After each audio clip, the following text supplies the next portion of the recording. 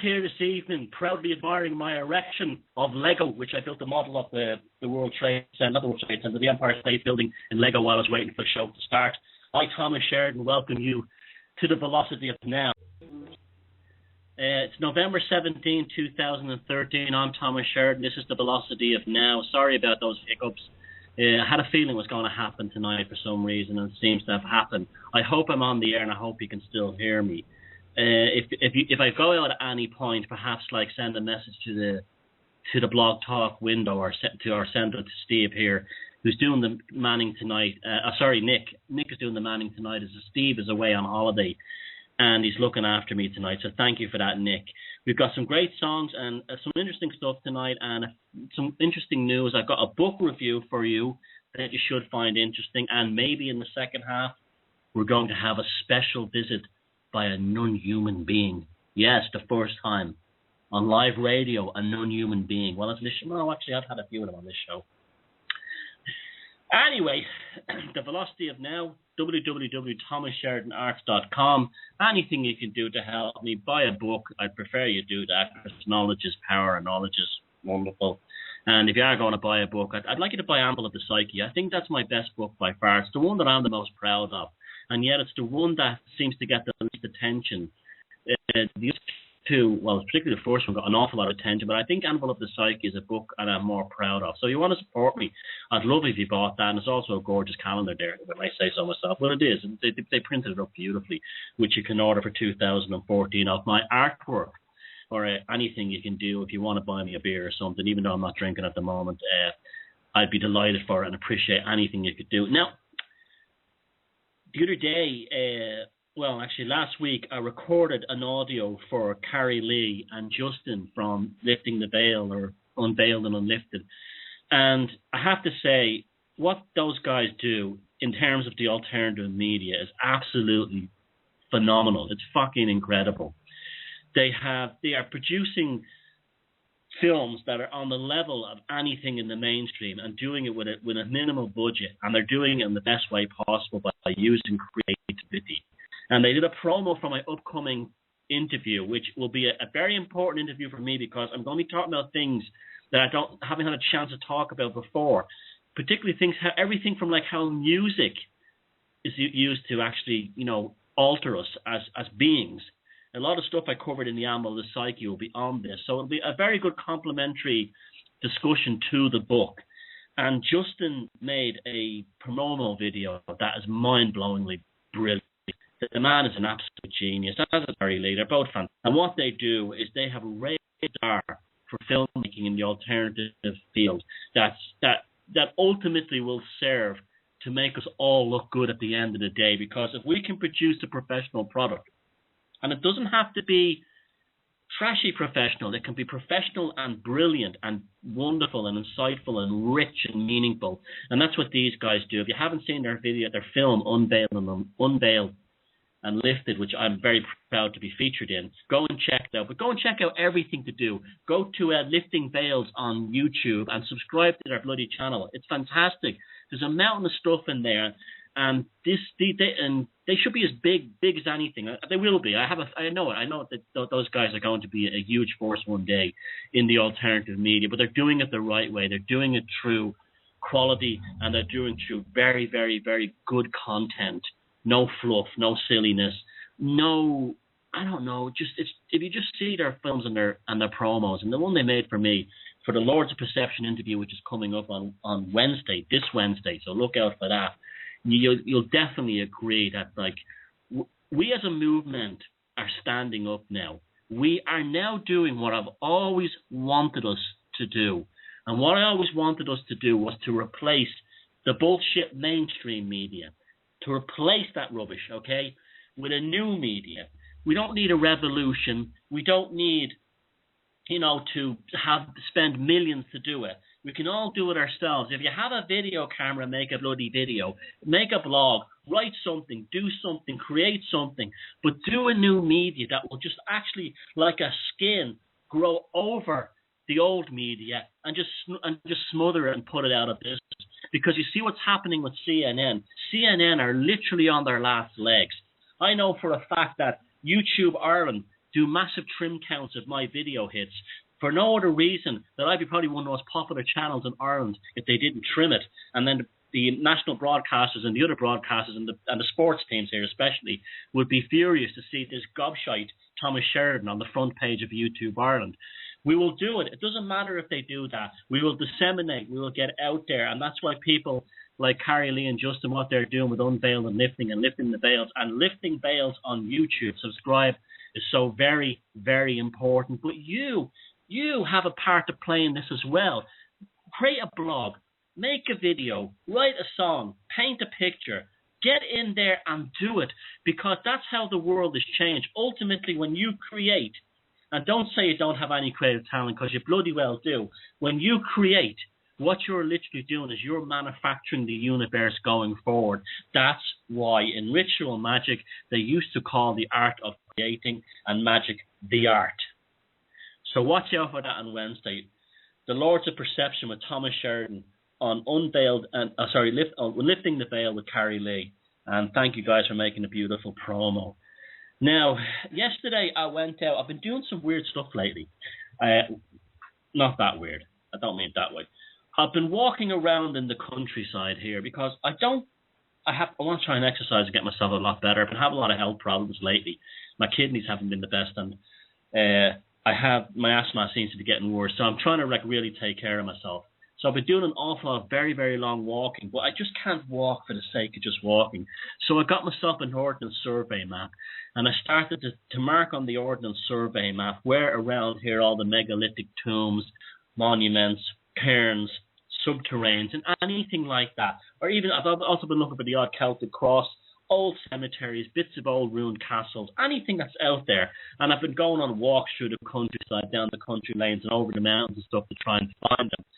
And it's been a wonderful experience. I'm actually starting, when you start to do these things, you almost become the people that built these things. You know what I'm saying? You almost you become them, because you start walking in the footsteps. It's like you follow their trails and you follow their paths. And not far from my house, just very close actually, is a 5,000-year-old ring fort. It's probably older, but they said it's 5,000. It's 3,000 BC. And I think it's 4,000 BC, it might even be older. But I've been there a few times, and it belongs to a farmer, and he lets me go into the field and look at it. It's in a field that he owns, but he has no problem me going in there.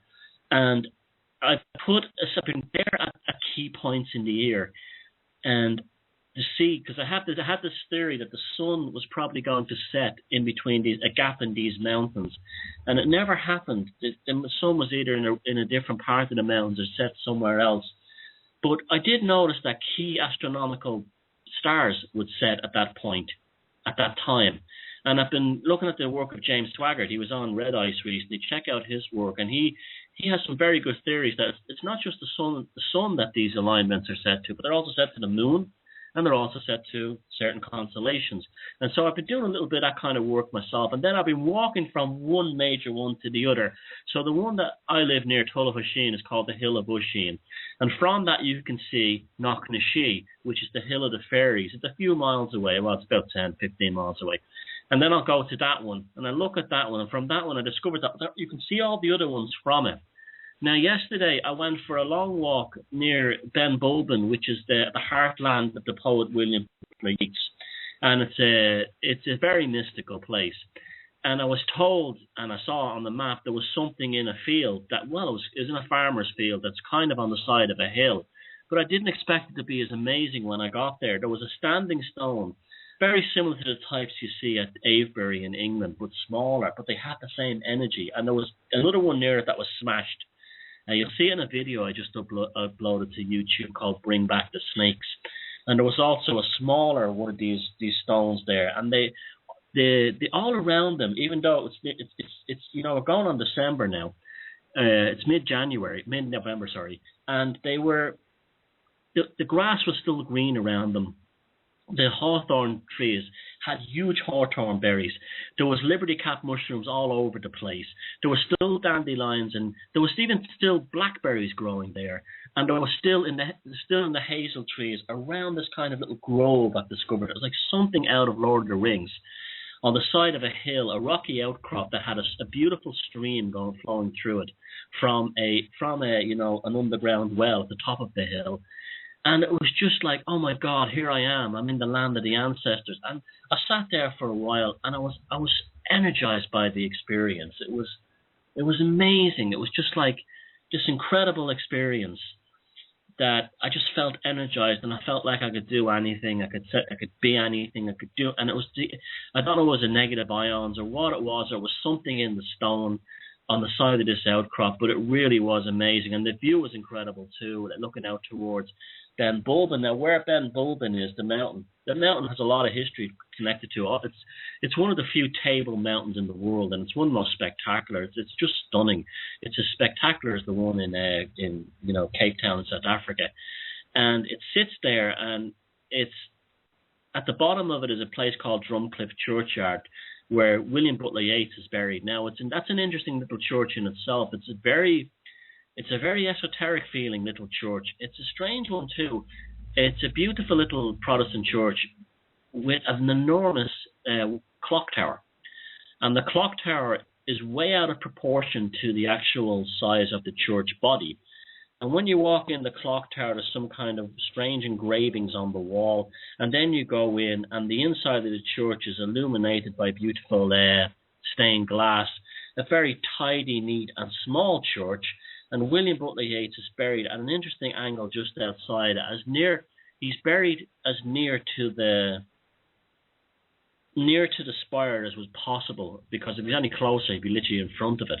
But then the famous inscription on his grave from the poem Under Bare Ben Bulben's Head, where the inscription says, "Cast a cold eye on life and on death, horsemen pass by," and that's right there beside the spire.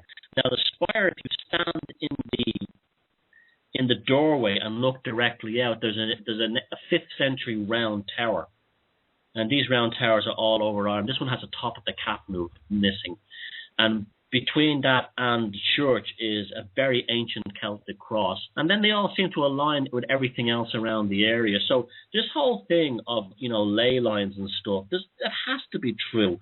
There has to be some, they're too well organized in terms of these sort of linear connections to each other. They're straight lines that seem to connect all these objects, and they don't only connect in Sligo or to other ones in Ireland, but they connect all over the world.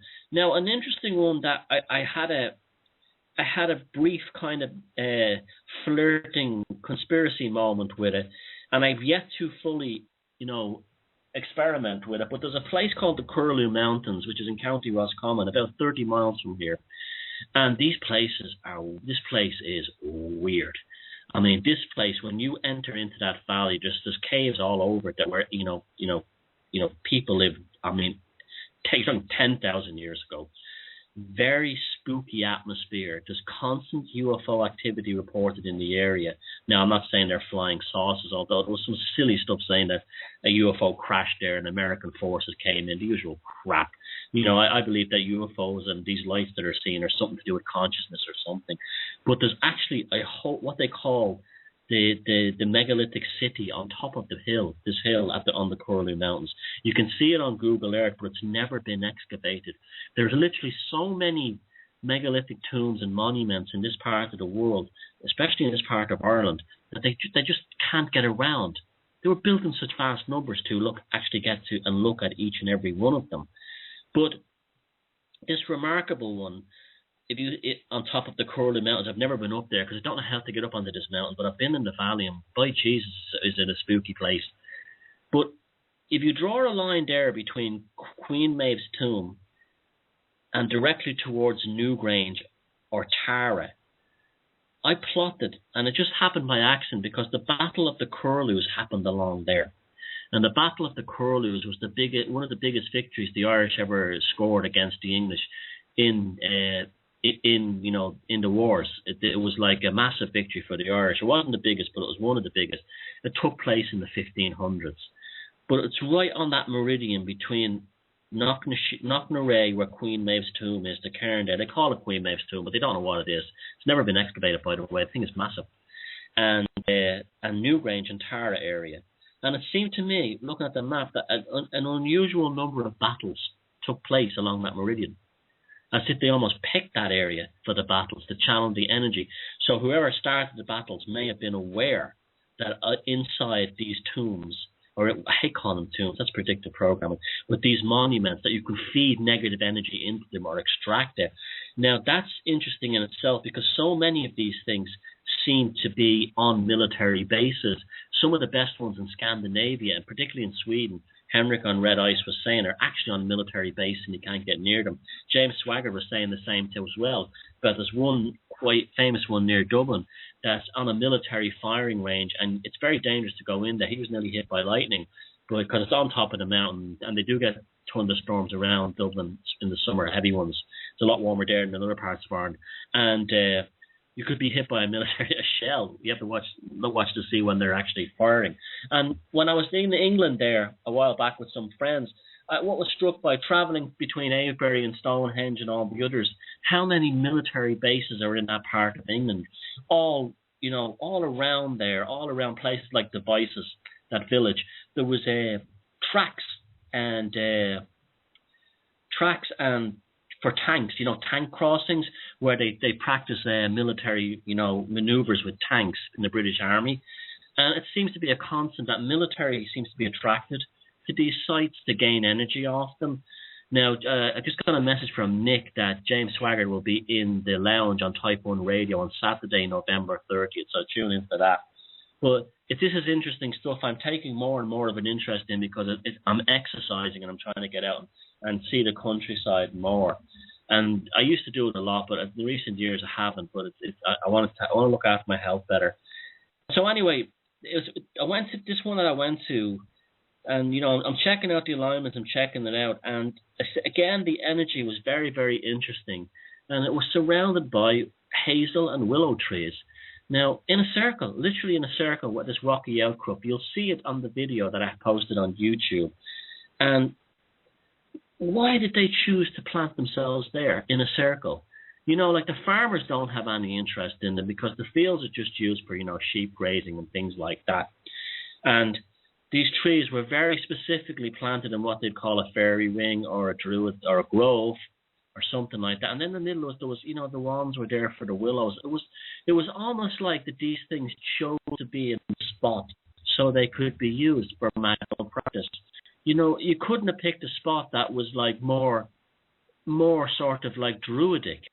Right there in the middle of it all is this circle of hazel and willow trees, a stream running through this limestone cutting, and a very, very ancient stream as well. If you look at the video, I should have took photographs. I'll go back the next time I get there, and I'll do a proper survey and drawings of the thing and to check it out. But it's so worth seeing these kinds of things. But the feel, when you get there, you get a different feeling. You're struck by I don't know, a sense of calm and peacefulness. I don't know whether it's the, but whatever in the tone and the water running over and the hazel tree, they all seem to have intelligence, that they communicate with one another. And I felt this at Avebury as well. I mean, a lot of these sort of megalithic places don't really have a lot of energy, particularly the Irish ones. It's almost like they need love. It's almost like they need to be respected. And when you go to Avebury, the stones there are literally electric. And they're electric because it's obvious that people have a great love for this spectacular megalithic in the south of England. The stones are almost glad to see you. You almost feel like you're meeting friends. And that's how it felt at this place that I found yesterday in Sligo. And I've never felt that in Ireland, except in one place at the Hill of Tara. At the Hill of Tara, you definitely have the energy there. I believe the reason why you have the energy is because when it was in danger of when a motorway was being planned to be built between Dublin and that part of Ireland about 10 years ago, and the motorway was built, but there was a lot of people were concerned that it was going to come too close to Tara. In the end, it didn't really. It's quite a long way away from Tara. But so much of the Irish consciousness and people around the world, where they were worried about Tara. They wanted to know what the story was, why this was being done, and it almost energized Tara for the same reason. And then I felt that in this place yesterday, like it wanted me to be there. It didn't want me to leave. It didn't want me to go. I felt very comfortable. It seemed comfortable with me, and it was almost like myself and the tree and the stream and the rocky outcrop, and even the sort of pretty tranquil pool at the bottom. It just was all so right and so beautiful, and I felt like I was in touch with the, I know it sounds corny, but the lads and the women who were there, 5,000-6,000 years ago, whatever they were, whatever race they were, the Milesians or the Fairblogs or the Druidic Danann, or whoever they were, or even like the Gaels who have been here, like at least 5,000 years. It was beautiful, and then it made me think of, well, these things want to be loved. Why are governments building military sites on them?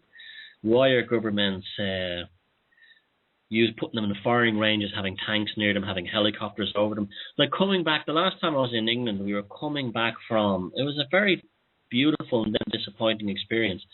Coming back, I think it was from Newgrange with my friends, and we saw a light in the sky, very bright, and I said, oh, there's Venus over there. And it did look like Venus, and it was in the right part of the sky from what I could tell. But then it was the right size, the right shape, and then I started moving, and then I said, oh shit, it's a helicopter. And it was a military helicopter. And it was almost like to ruin the magic of the moment. But these are important things, and they have meaning, and nothing, I want to look into this, the connection between governments, military, and these megalithic sites, because I think these bastards know something about these things, and I think they behind the scenes are involved in just like the churches that were built upon them. A friend of mine in Norway told me that the reason why they build churches on these sites is not to get the magical energy out of the druidic or pagan site. It's to put their poison into it, to almost build a sort of a chain of negative energy around the planet. If you want to read an interesting book on the Druids, there's a good one called by Stuart Piggott. It's actually a Penguin book. I don't know if it's still in print, but I've seen a few second-hand copies. Stuart Piggott, Stuart Piggott, and it's just called The Druids, and it's a Pelican book. And I think it came out, I think it came out in the 70s. No, it came out in 68. And he does, God love him, he does his best to try and dig the truth up, because, as he says in the start of the book, that nearly everything we know about the Druids and the Celts, we know from the Romans and the Greeks.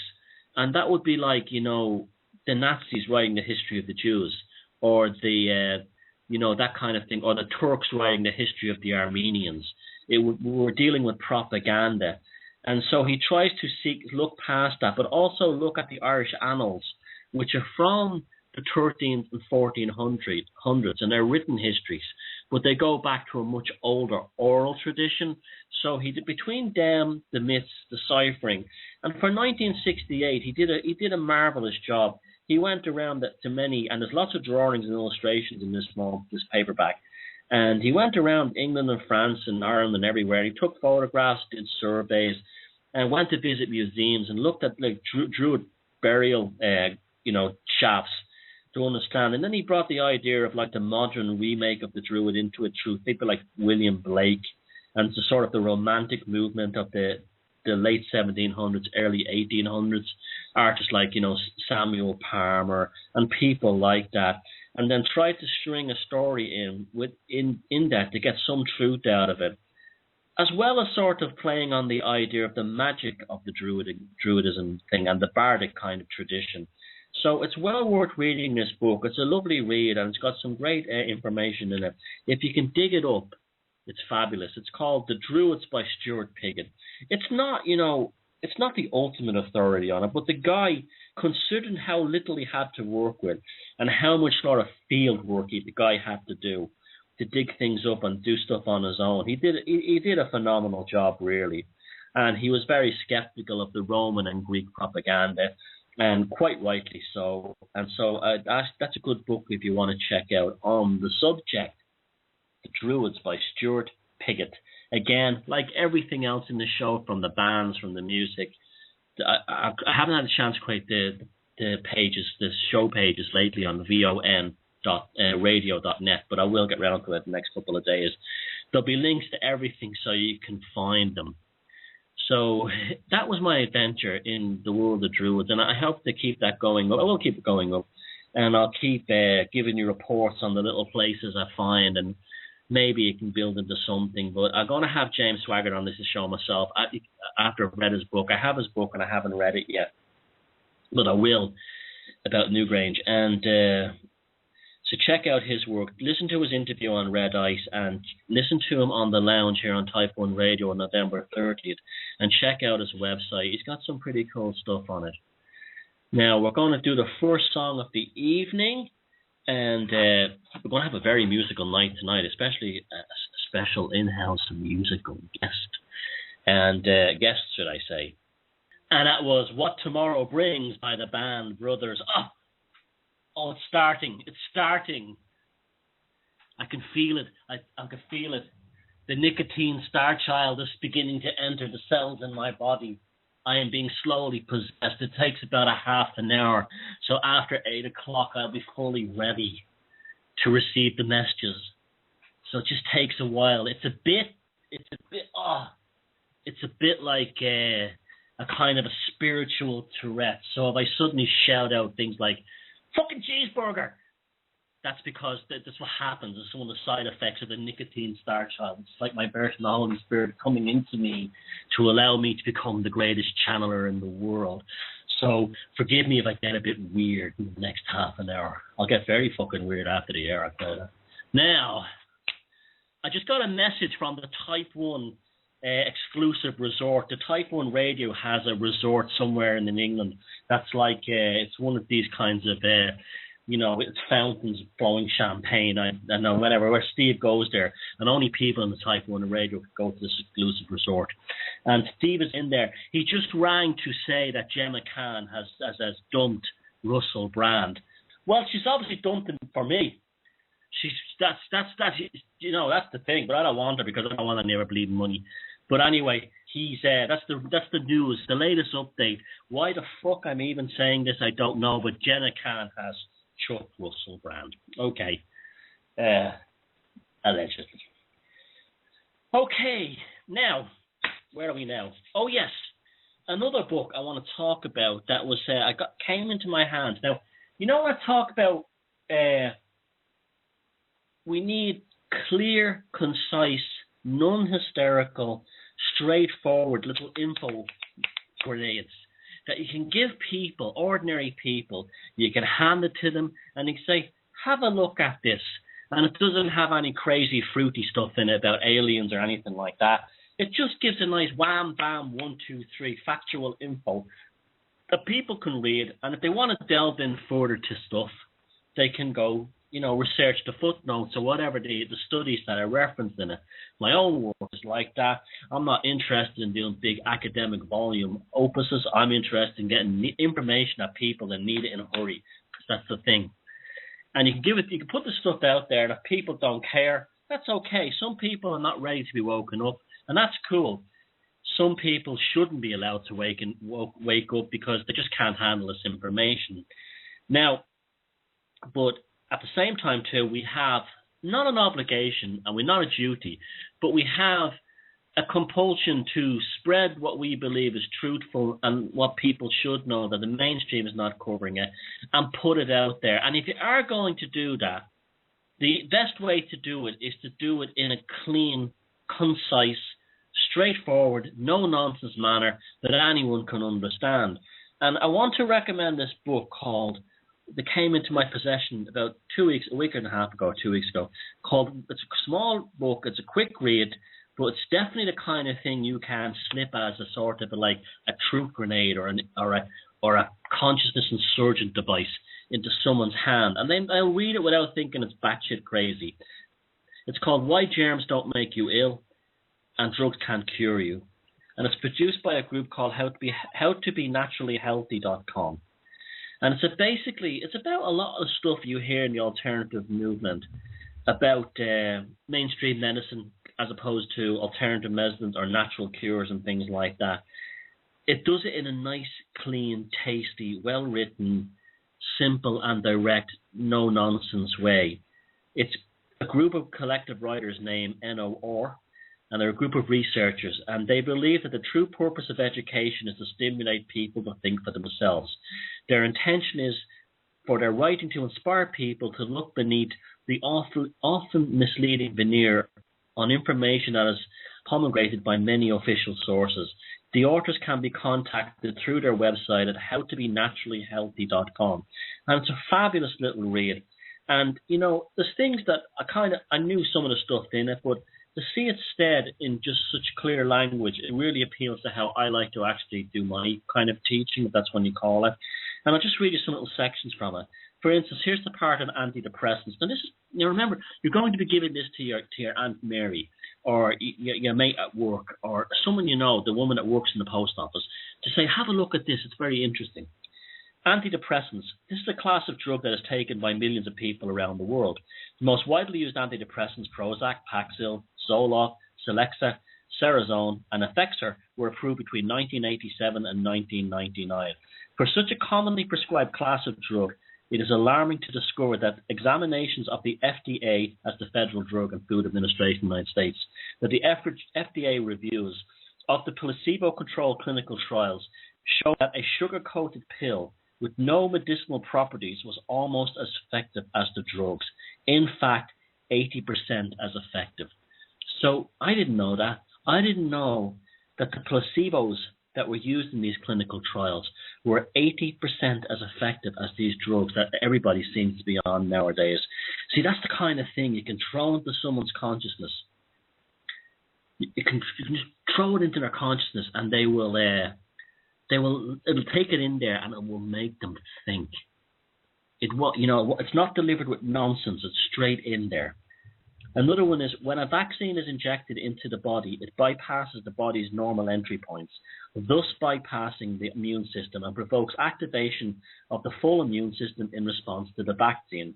It should be understood that provoking activation of the full immune system in response to a vaccine has not been scientifically proven to provide immunity to a disease. The growing numbers of doctors now agree that injecting foreign material into the body to try and produce immunity is highly questionable in its effectiveness and has the potential to do great harm, particularly when the vaccine contains certain additives that are known to be toxic. Now, when somebody who's not woken up reads that, they'll go, "Wow, that's amazing." That's so much better than talking about like Alex Jones screaming and shouting, that kind of a thing. They inject me with vaccines. I'm not complete. I'm injected. We're going to start a war. That was me doing Alex Jones. I wasn't under the spell of the nicotine star child. It's happening though. Whoa, it's happening. Whoa. I can actually feel myself lighter. Sugar. There's a section on sugar. Sugar. It is doubtful that many people will think of refined sugar as a toxin or be aware that it causes cumulative damage within the human body. In his book Sugar Blues, William Duffy referred to sugar as the sweetest poison of all. Listed below are some of the ill effects of sugar as compiled by Nancy Appleton, PhD, in her book Lick the Sugar Habit. Sugar can cause autoimmune diseases such as arthritis, asthma, multiple sclerosis. Sugar can cause gallstones. Sugar can cause appendicitis. Well, that don't happen to me. I don't have an appendix. I was born without one.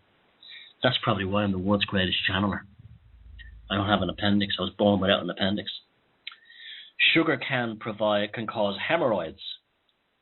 Sugar can cause varicose veins. Sugar can contribute to osteoporosis.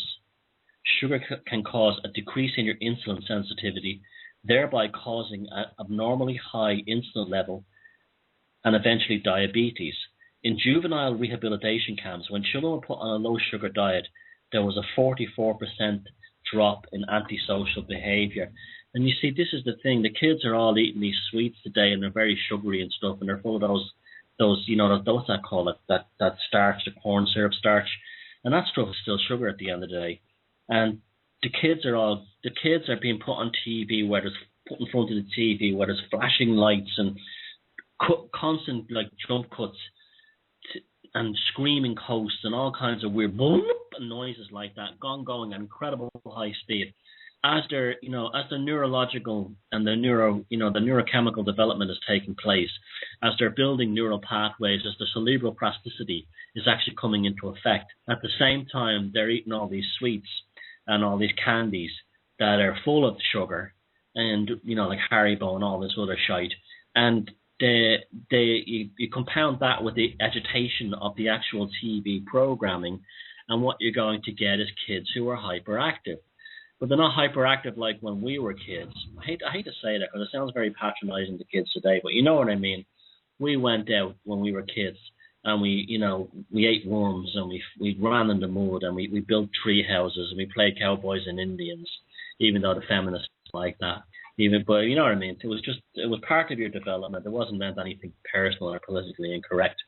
And you did all those kinds of things to compensate for any sugars that may have been in your system.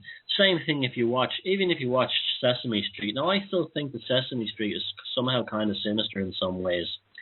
And Sesame Street is a very odd program. I think when you look at it now, it's just like, I don't like the idea of all these adults telling children how to think. It just seems kind of predictably programming them as well.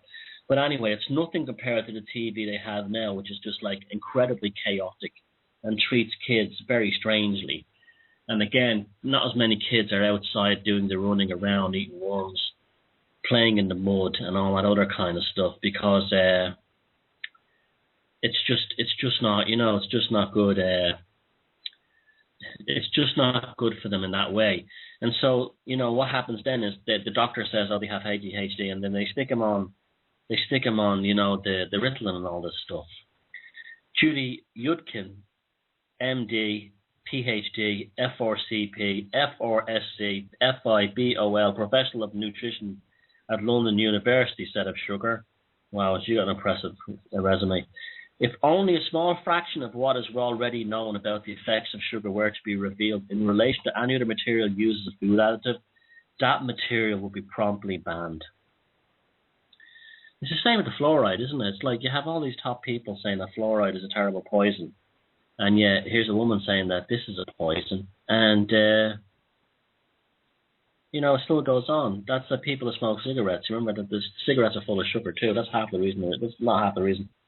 But that's one of the reasons they can. And, sugar can provide also genetic damage. And it says here, drinking even one Diet Cola a day can produce significant genetic damage because aspartame accumulates near the DNA cells, resulting in numerous deletions and strand breaks in the nuclear material. And this book just goes on, and it's very interesting.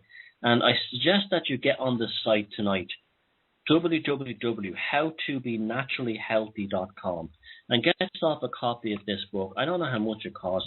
It was given to me. But if you get your hands on this book and or give some to your friends or lend them out or shift them around, it's the kind of, this is the consciousness info grenade that you give out to people.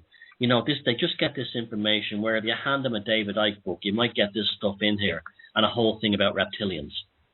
And the people will see that and they'll think everything in there is rubbish.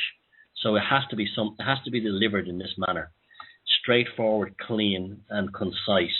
And so hats off to NOR, the group that produced this.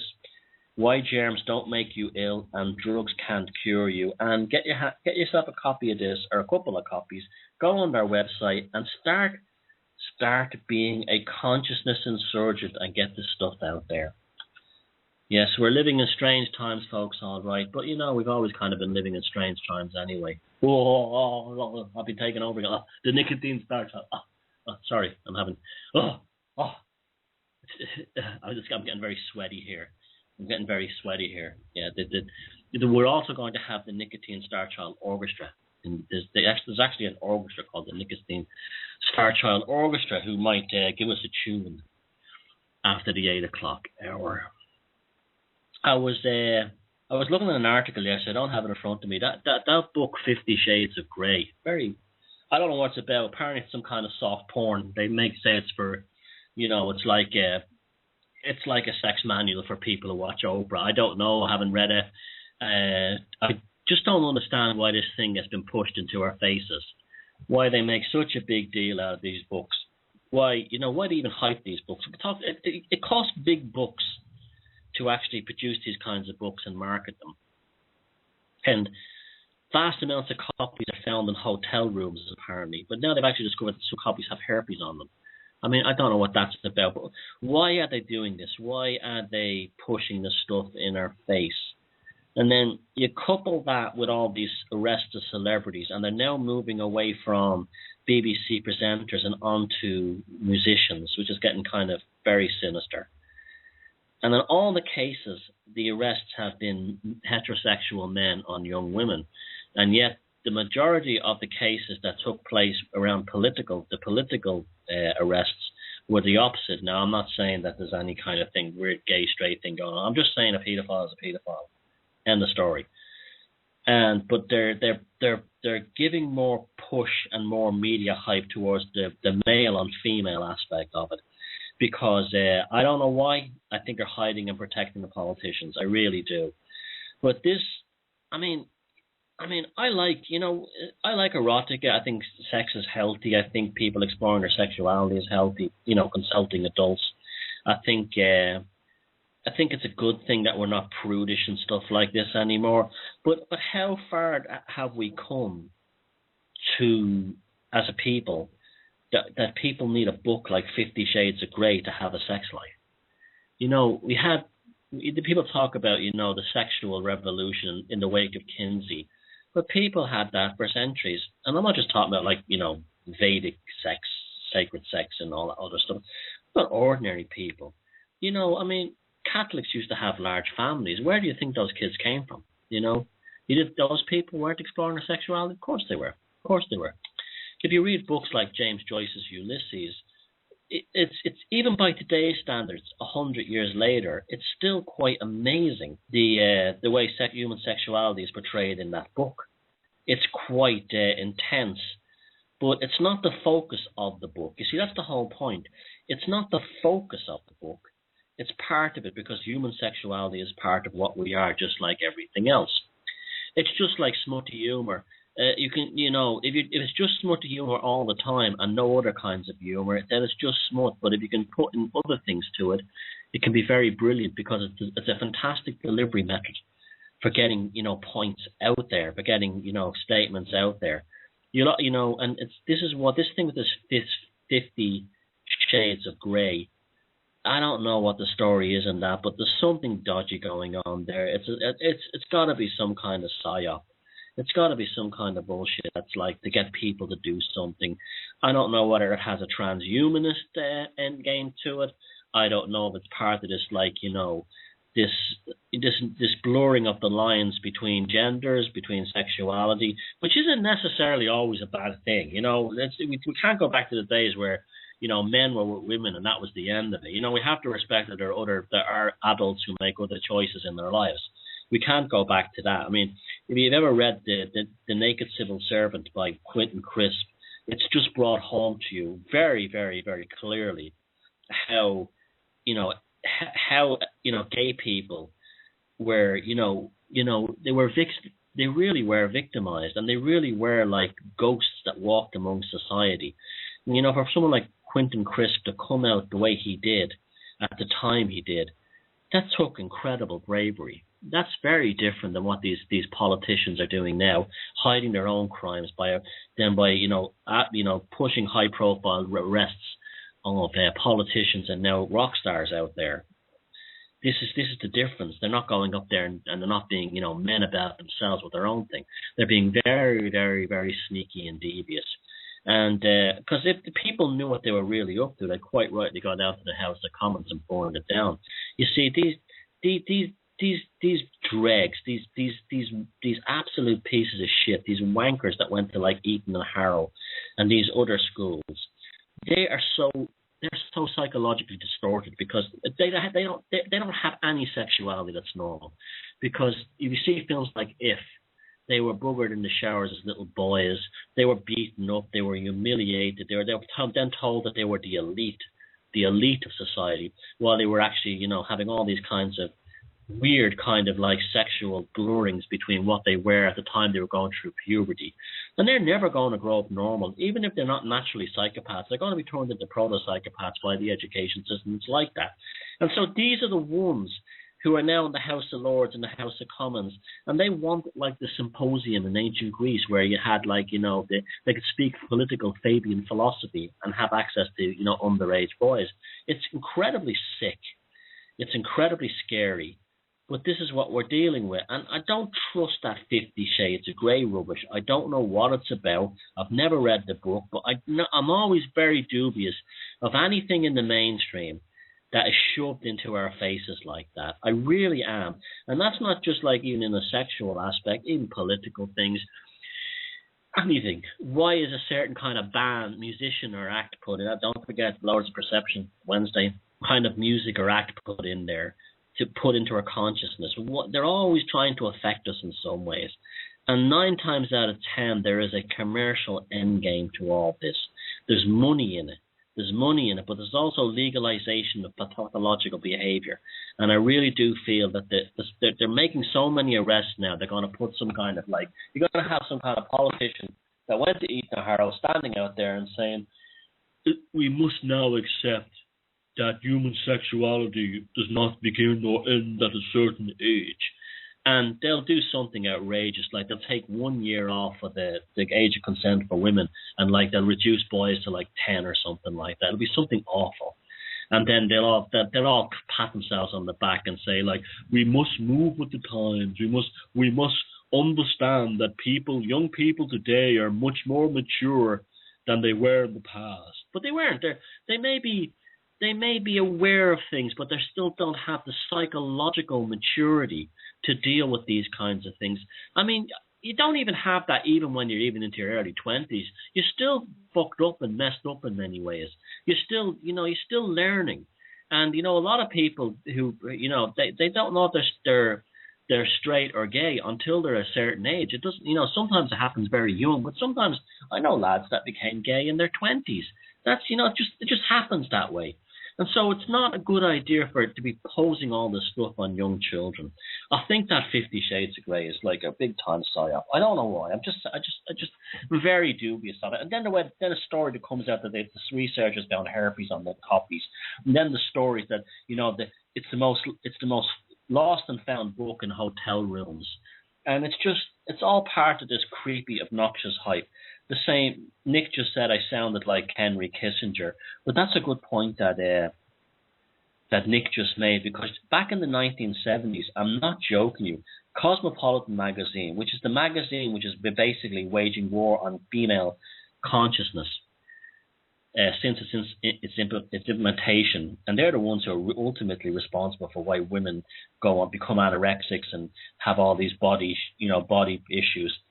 And he was voted the world's sexiest man. The psychopathic war killer was voted the world's sexiest man by Cosmo magazine in the wake of some kind of Middle East peace agreement, forgetting the fact that this guy had basically started the war in East Timor and said that military men were dumb, stupid animals to be used and disposed of in the field of foreign policy. And that was actually said. I've got a link to that on my site to the actual source from Bernstein. It was also in Alexander Haig, the former U.S. Secretary of State's bio as well. That was actually said by Kissinger, and he wasn't joking. He meant it. He said that U.S. troops were just trash to be used and disposed of in foreign policy. They were just animals to him. And that guy was voted the world's sexiest man by Cosmo magazine. And you look at him back then and you say, why this was that? And it's because that was all part of the agenda. And folks, I'm mentioning Russell Brand again for the same reason. I'm not comparing Russell Brand to an animal, but a genocidal psychopathic maniac like like Kissinger, but he's pushed in your face for the same reason. He's pushed in your face for the same reason. Everything in the mainstream is. Someone said that to me last week. Thomas, is everything a psyop? And I said, well, mate, I'm afraid in the mainstream, just about everything is a psyop. Yes, everything. The best bands, the best singers don't necessarily make it. In fact, they rarely do. The best filmmakers don't make it to Hollywood. The best TV people don't make it to television. The best writers don't get published, and the best books don't necessarily get on the bookshelf. So I'm afraid everything in the mainstream just about is a psyop, because the mainstream does exist for no other purpose than to program you towards political, cultural, and social, and particularly economic and commercial agendas that have been manufactured by what I call the lords of perception, and they're giving you all your tastes, and that's this is what we have to be always wary of. You don't have to be paranoid. In fact, it's really bad if you're paranoid, because you can go bonkers. But what you can be is aware. And if you read works like mine and the works of others, and you listen to radio shows, there's lots of great stuff out there, and you get to see the world as it really is, and not how you're told it is. And because of that, you build a firewall around your consciousness. And the Lord of Perception can't get in there. They just can't. And when they're not in there imposing their creativity, and it's not creativity, it's what I call trash magic. When they're imposing their trash magic upon you, and when you're free from that, then guess what? Then you're the one creating, and then you're the one who's actually in control. And instead of having your consciousness imposed upon, you're actually building a new reality for yourself going forward. So if anyone can think of a reason why that 50 Shades of Grey is a psyop, I'm not sure myself, but comments in either in the show link of this on Blog Talk, or better still on the YouTube link when it's uploaded during the week. So we're going to go to the second song of the evening before I channel the being that's inside the comet Ison right after this song.